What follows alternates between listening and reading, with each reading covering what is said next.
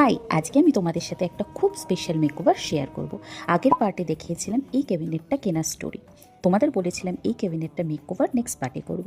অনেক দেরি হয়ে গেল ভিডিওটা আসতে, বাট দেরি সে হি তো সহি চিজ আতা হ্যায়। আগেই বলে দিচ্ছি এই ভিডিওতে যা যা প্রোডাক্ট আছে তোমাদের যদি কোনোটা লিঙ্ক লাগে আমাকে কমেন্টে বলো, আমি পাঠিয়ে দেবো।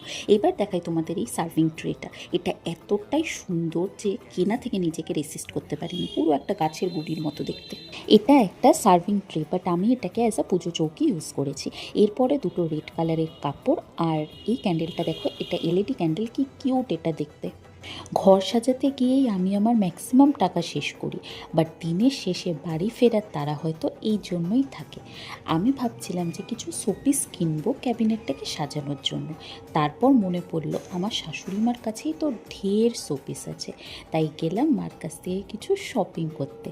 কী কী কিনেছি তোমরা দেখবে। এই যে একটা পাখি, একটা কিউট ঘর, একটা গরুর গাড়ি, একটা নৌকা, একটা নারকেল গাছ, আরও কত কী।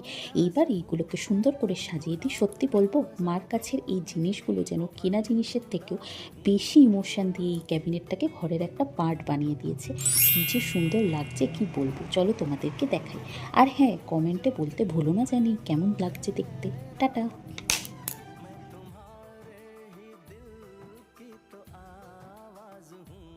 सुन सको तो सुनो।